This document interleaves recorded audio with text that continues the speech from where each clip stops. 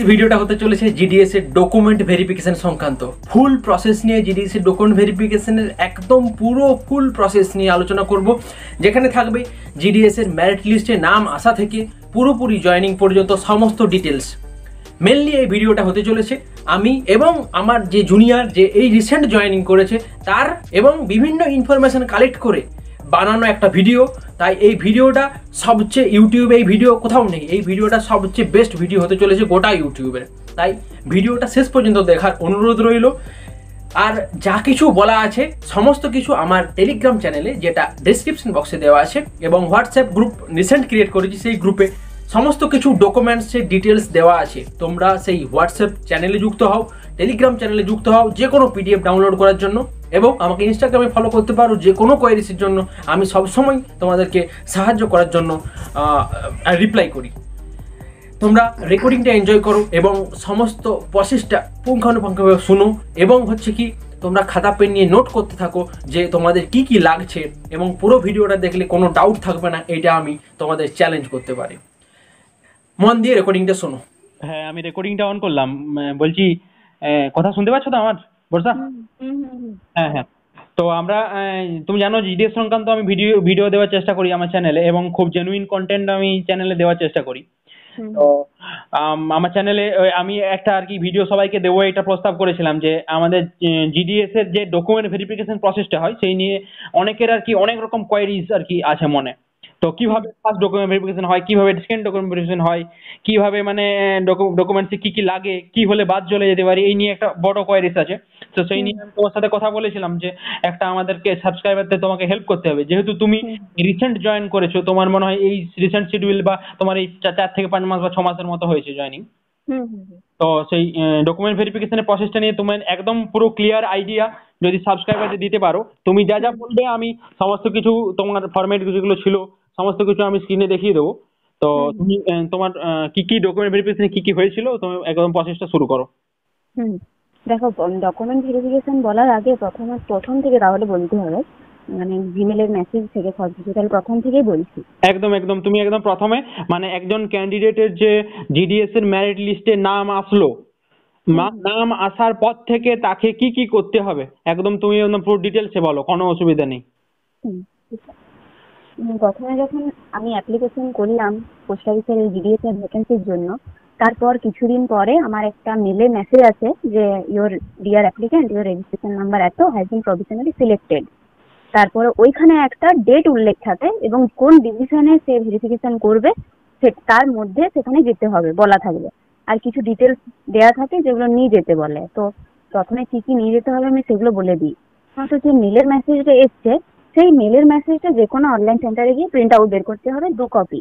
অবশ্যই আমি বলি যে 3 কপি বা 4 কপি বের করে রাখা দরকার, কারণ কোনো কারণে যদি ছিঁড়ে যায় বা কিছু হয় তখন ওরা তো চাইবে, তো যাতে প্রবলেম পরে না হয়, তো সবসময় 3 কপি করে রেডি করে রাখা দরকার সবকিছু। মানে হচ্ছে কি তোমাদের 3 কপি করে সমস্ত ডকুমেন্টস জেরক্স, মানে অবশ্যই ওরা 2 কপি জমা নেবে, কিন্তু তুমি তোমার সেফটির জন্য একটা কপি তোমার সঙ্গে সব সময় রাখবে, কারণ ডকুমেন্ট ভেরিফিকেশন বাধা বিঘ্নভাবে পেরিয়ে যাওয়াটাই তোমার চাকরির পথকে মানে প্রশস্ত করবে। ঠিক আছে, বলো বলো। প্রথমত হচ্ছে আমরা মানে জিডিএসটা যেহেতু 10 লেভেল একটা জব, তার জন্য প্রথমত হচ্ছে মাধ্যমিকের মার্কশিট, মানে তুমি এখানে হচ্ছে কি জিডিএস এর ডকুমেন্ট ভেরিফিকেশনের যে কি কি ডকুমেন্টস লাগবে সেগুলো তুমি বলতে শুরু করেছো, তাই? আমি এখানে একটু অ্যাড করবো কি, যে তোমাদের যে মেলে মেসেজটা আসবে সেই মেলে যে মানে যে অফিসে তোমাকে ডকুমেন্ট ভেরিফিকেশন করানোর কথা বলা হয়েছে এবং যত তারিখের আগে ডকুমেন্ট ভেরিফিকেশন করানোর কথা বলা হয়েছে সেখানেই তোমাদেরকে যেতে হবে। আর 2 নম্বর যে পয়েন্টটা বলবো হচ্ছে কি, তোমরা অবশ্যই তোমার জিমেলে মেসেজটা আসা মাত্রই তোমরা সেই অফিসে একবার যেয়ে ঘুরে এসো, তারা সমস্ত কিছু তোমাকে ক্লিয়ার করে দেবে। আমার ভিডিও তো অবশ্যই দেখছো, ঠিক আছে, কিন্তু তোমার নাম আসা মাত্রই তুমি অবশ্যই একবার ওই অফিসকে যাও, ডকুমেন্ট ভেরিফিকেশন যে অফিস তোমার হবে সেই অফিসে যাও, এবং সেই অফিসে গেলেই তোমাকে পুরোপুরি ক্লিয়ার আইডিয়া দেবে এবং তোমার যে ভয়টা লাগছে সেই ভয়টা পুরো কাটিয়ে দেবে। কারণ এই ডকুমেন্ট ভেরিফিকেশনের প্রসেস সার্কেল ওয়াইজ চেঞ্জ হয়ে যায় কিছুটা হলেও, মেন পয়েন্টটা একই থাকে কিন্তু কিছুটা হলেও আর কি ক্ষুদ্র ক্ষুদ্র চেঞ্জেস চলে আসে। তাই তোমাদের সবাইকার কাছে একটা অনুরোধ থাকবে যে তোমরা নিজের যে অফিসের নাম তোমার মানে যে ডিভিশনে বা যেখানে তোমাদের তোমাদের ডকুমেন্ট ভেরিফিকেশন হবে সেইটা তোমার জিমেলে এসছে, সেইখানে তোমরা একবার যে তোমাদের নাম আসা মাত্রই দেখা করে আসা উচিত। এবং তোমাদের অবশ্যই যে কাজটা করা উচিত নাম আসার পরেই হচ্ছে তোমাদের একটা সেভিং অ্যাকাউন্ট, মানে তোমাদের স্যালারি ঢোকার জন্য তোমাদের একটা পোস্ট অফিসের সেভিংস অ্যাকাউন্ট দরকার হয়, মানে পোস্ট অফিসের যেটা পাসবুক হয় সেই পাসবুক তোমাদের একটা ওপেন করে নেওয়া উচিত। সেইটা কোথায় ওপেন করবে? তোমাদের নিয়ারেস্ট বিওতে বা তোমাদের নিয়ারেস্ট এসওতে। এরপর বর্ষা তুমি বলতে থাকো যে ফার্স্ট ডকুমেন্ট ভেরিফিকেশনে কি কি ডকুমেন্টস ক্যান্ডিডেটরা নিয়ে যাবে।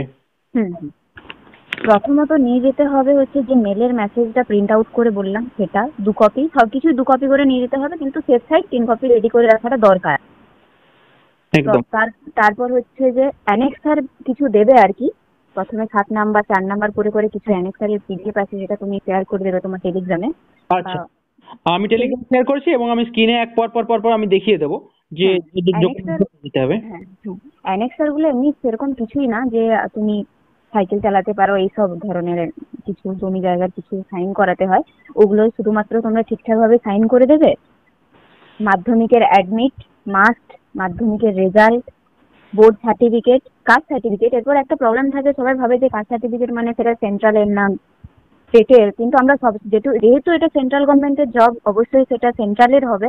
আর যদি কেউ জেনারেল হিসেবে মানে সে হয়তো অরিজিনালি ওবিসি কিন্তু জেনারেল হিসেবে সে সিলেক্টেড হয়েছে, তাহলে সেখানে তার ওবিসি সার্টিফিকেটটা কিন্তু চলবে না, সেখানে তাকে জেনারেল হয়েই ভেরিফিকেশনটা করতে হবে। আচ্ছা, মানে কেউ যদি ইউআর হিসেবে সিলেক্ট হয় তাহলে তার ওবিসির যে সেন্ট্রাল সার্টিফিকেট সেটা দেবার কোনো প্রয়োজন নেই। কোনো প্রয়োজন নেই। কিন্তু যদি কোনো ক্যান্ডিডেট এসসি, এসটি, ওবিসি বা ইডব্লিউএস হিসেবে সিলেক্ট হয় তাকে তার রেসপেক্টিভ কাস্ট সার্টিফিকেট, সেন্ট্রালের কাস্ট সার্টিফিকেট অবশ্যই থাকতে হবে, তাছাড়া কিন্তু তাকে সেখান থেকে রিজেক্ট করে দেওয়া হবে। এবং সেই সার্টিফিকেট যদি সে কোনো কারণে সেই দিন সাবমিট করতে না পারে তাকে তার থেকে 15 দিন সময় দেওয়া হয়। সেই 15 দিনের মধ্যে তাকে সাবমিট করতে বলা হয়। সেই 15 দিনের মধ্যে যদি সেই ডকুমেন্ট সাবমিট করতে না পারে তাহলে সে ডকুমেন্ট ভেরিফিকেশন প্রসেস কেন, সে পুরো সিলেকশন প্রসেস থেকেই বাদ চলে যাবে। আর মেডিকেল তারপর লাগবে হচ্ছে তোমার মেডিকেল সার্টিফিকেট, কারণ মেডিকেল সার্টিফিকেটটা আবার ডিভিশনের সাথে যোগাযোগ করে নেওয়াটাই দরকার। মানে ফরম্যাট ডিভিশন ওয়াইজ হচ্ছে ফরম্যাটটা চেঞ্জ হয়, তো না হলে পুরোনো যে মেডিকেল সার্টিফিকেটটা আছে মেনলি ওটাই চলবে। হ্যাঁ বর্ষা যা কিছু বলছে আমি তোমাদের সমস্ত কিছু স্ক্রিনে দেখিয়ে দিচ্ছি, সেগুলো তোমরা অবশ্যই ফলো করতে থাকো। Aadhaar card, PAN card, 2 copy photo. আচ্ছা, আর ভোটার কার্ডটাও কিছু কিছু ডিভিশনে নিচ্ছে, কিন্তু এটার একটাই কথা বলবো, ভোটার কার্ড তো 18 বছরের সঙ্গে সঙ্গে তো পাওয়া যায় না, তো যদি কারোর ভোটার কার্ড না থাকে তাতেও কোনো সমস্যা নেই। আর কম্পিউটার সার্টিফিকেটটাও লাগে, যদি তোমার কাছে থাকে তবেই দেবে, কোনো মানে নেসেসারি নয় যে দিতেই হবে এরকম কোনো ব্যাপার নেই। আচ্ছা আচ্ছা, ওগুলো আর 2টো ফটো বললাম, হ্যাঁ ওগুলো প্রিন্ট করবে 2 কপি। বার্থ সার্টিফিকেটটা ইনক্লুডেড, ওটাও লাগে কিছু কিছু জায়গায়। আচ্ছা, যদি বার্থ সার্টিফিকেট না থাকে তাহলে ওই মাধ্যমিকের সার্টিফিকেট এবং অ্যাডমিট। হ্যাঁ, বার্থ সার্টিফিকেটটা লাগে না বলতে আমাদের অ্যাড্রেস প্রুফ হিসাবে যেহেতু আমি আধারটা দিচ্ছি তার জন্য আমার ভোটার কার্ডটার দরকার নেই, আর এজ প্রুফ হিসাবে আমি অ্যাডমিট দিচ্ছি তাই আমার বার্থ সার্টিফিকেটটা দরকার হয় না। তবে কিছু কিছু ডিভিশন যদি মানে খোঁজে তাহলে নিয়ে যাওয়াটাই দরকার। আচ্ছা, তারপর ওই 2টো সেট রেডি করলে পরপর যেমন আমি ক্লিয়ার করে নিই। এই প্রথমে একটা আমি 1-2 করে করে বলে দিচ্ছি। হ্যাঁ, প্রথমে আন্ডারটেকিংটা আমাদেরকে দিতে হবে, যেটা প্রথম মেল অফ শর্টলিস্টেড। আচ্ছা, প্রথমে শর্টলিস্টেড যে মেল হয়েছে সেটা। তারপরে অ্যানেক্সারের 7 নাম্বার কপিটা। না, আন্ডারটেকিংটা তো তার আগে দিতে হয় না? আন্ডারটেকিংটা পরে দিতে হয়। আচ্ছা আচ্ছা, 7 নাম্বার অ্যানেক্সারটা প্রথম দেবে, তারপর বাকি যে 4 করে করে যেগুলো আছে ওগুলো পরপর। তারপর মাধ্যমিকের admit, result, caste, medical fitness, Aadhaar, PAN card, birth certificate থাকলে বার্থ সার্টিফিকেট, ওগুলো দিয়ে 2টো সেট রেডি করে ওটার নিচে যখন সব থেকে বড় কথা যে ভেরিফিকেশন যখন করব তখনই নিজে সাইন করে ডেট বসানোর দরকার নেই। যেই মুহূর্তে স্যাররা ডাকবেন তার 5 থেকে 7 মিনিট আগে তুমি বুঝতে পারবে যে এরপর আমার নামটা আসছে, তখনই সাইন করবে। বাই এনি চান্স যদি সেদিন তোমার ভেরিফিকেশনটা হলো না তাহলে তোমাকে নেক্সট দিন আবার নতুন করে চেঞ্জ করতে হবে, কারণ সেগুলো যেহেতু ডেট বসানো হয়ে গেছে সেগুলো আর ওরা নেবে না, রিজেক্ট করে দেবে। আচ্ছা আচ্ছা, তাই বাড়ি থেকে আর কি কেউ অ্যাটেস্টেড করে না যাওয়াই ভালো। তোমরা ওখানে বসে সুন্দর সময় পাবে এবং সেখানে বসে তোমরা করবে সেইগুলো। সমস্ত 3 কপি যা জেরক্স করবে সেগুলো অবশ্যই কিন্তু সেলফ অ্যাটেস্টেড থাকা জরুরি। 3 কপি করে সেট তোমরা রেডি করবে, 2 কপি ওখানে লাগবে, তোমার একটা নিজস্ব ফাইল তৈরি হবে। এরপর বলো কি হয়েছিল বর্ষা তোমার? আচ্ছা, এরপরে যখন ডিভিশন অফিসে যাবে সেখানে তো অনেকজন থাকবে, তাদের একটা লিস্ট অনুযায়ী নাম কোন অফিসে পেয়েছে আর কোন পোস্ট, মানে জিডিএস বিপিএম না জিডিএস বিপিএম, সেটা লিখতে হবে পরপর অনুযায়ী, লিস্ট অনুযায়ী তো ডাকবে। তারপরে যখন তোমার নামটা আসবে তুমি যাবে, সেট তোমার দেবে। তারপর অরিজিনাল যে ডকুমেন্টস গুলো আছে, মেনলি মাধ্যমিকের অ্যাডমিট, রেজাল্ট, আধার, প্যান কার্ড, সব উনি মিলাবে। এমনকি তোমার রেজাল্টের যেগুলো নাম্বার, মানে বাংলাতে কত পেয়েছো, ইংলিশে কত পেয়েছো, সেগুলো পরপর ওরা কিন্তু মিলাবে আর কি, যে বাই চান্স কোনো রকম কোনো ফ্রড না হয় আর কি। আচ্ছা, মানে ওই যে অরিজিনালের সাথে জেরক্সের এবং তুমি যা সাবমিট করেছো অনলাইন ফর্ম ফিল আপের সময় সেগুলো সমস্ত কিছু ওরা অরিজিনাল দেখে মিলিয়ে নেবে। এবং অরিজিনাল যদি তোমার ল্যামিনেশন থাকে সেই ল্যামিনেশন ওরা কেটে অন্তত দেখে নেবে যে ওটা তোমরা অরিজিনাল মানে অরিজিনাল কিনা, তোমাদের সার্টিফিকেটটা অরিজিনাল কিনা সেটা চেক করবে। এবং সেটা থেকে তোমাদের এখন যেটা প্রসেস করছে কি, অনেক ডিভিশন ডিজি লকার থেকে তোমার আর কি ডকুমেন্টসটা চেক করছে এবং অরিজিনাল বটে কিনা বা তোমাদের যেগুলো নাম্বার পুট করেছো সেগুলো জেনুইন কিনা সেসব আর কি মিলিয়ে নিচ্ছে। মানে তোমাদের যে ভুল নাম্বার দিয়ে কেউ চাকরিতে জয়েন করে যেতে পারবে এই চিন্তা রাখাটাই তোমাদের চলবে না, ঠিক আছে? আরে ডিজি লকার বলতেই বলে দিই যে ডিজি লকার একটা অ্যাপ, গভর্নমেন্ট রেজিস্টার্ড অ্যাপ, যেটা তোমরা প্লে স্টোর থেকে ইনস্টল করবে। ওখানে গিয়ে পরে লগ ইন করবে তোমার মোবাইল নাম্বার বা আধার কার্ড দিয়ে।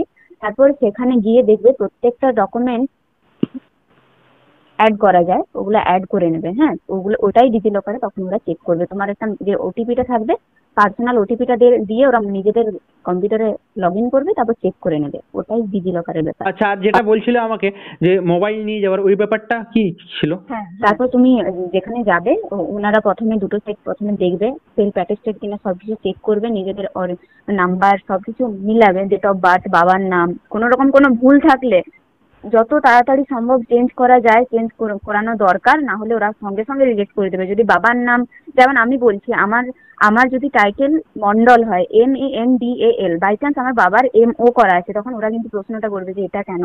তাহলে দুজনের মধ্যে একজনকে চেঞ্জ করেই মানে ডকুমেন্ট ভেরিফিকেশন হবে, প্রবলেম হবে না হলে। কারণ মানে যেগুলো আমি প্রথম দিন থেকে বলে আসছি, তোমাদের নাম, ডেট অফ বার্থ, বাবার নাম, এই বেসিক কতগুলো ডিটেলস, যেগুলো ডিটেলস গুলো ম্যাচ হওয়া, ডকুমেন্টসের সাথে ম্যাচ হওয়া খুবই জরুরি। যদি কোনো কারণে নাম, বাবার নাম, ডেট অফ বার্থ, এই সব বেসিক ডিটেলস গুলোই তোমার যদি গরমিল হয় তাহলে তুমি কিন্তু সঙ্গে সঙ্গে বাদ পড়ে যাবে, মানে তোমাকে সঙ্গে সঙ্গে সেখান থেকে রিজেক্ট করে দেওয়া হবে। তাই এই বেসিক জিনিসগুলো ঠিক করিয়েই তুমি অবশ্যই ডকুমেন্ট ভেরিফিকেশন যাও।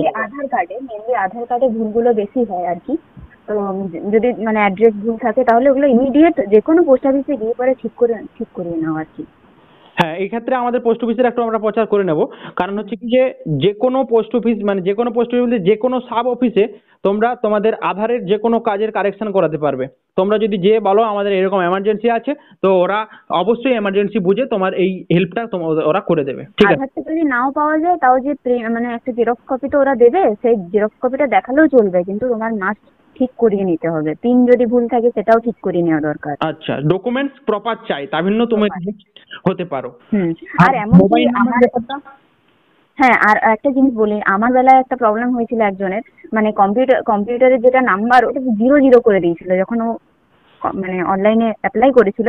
তো পরবর্তীকালে কিন্তু ওকে রিজেক্ট করে দেওয়া হয়েছিল, মানে এবারের লিস্টে যদি ও ইনক্লুড হয় তবেই, না হলে সেইবারে ভেরিফিকেশন বাদ চলে গেছিল। আচ্ছা, মানে তোমরা যদি কোনো সাবজেক্টের নাম্বার যদি দিতে ভুল করেছো অনলাইন ফর্ম ফিল আপের সময়, অর্থাৎ যদি ভেবেছো এটা 4th সাবজেক্ট, এটা দেবো না, এইরকম যদি করে ফেলেছো তাহলে কিন্তু তোমরা এখনই জেনে নাও যে তোমরা বাদ চলে যাওয়ার মুখেই, ঠিক আছে?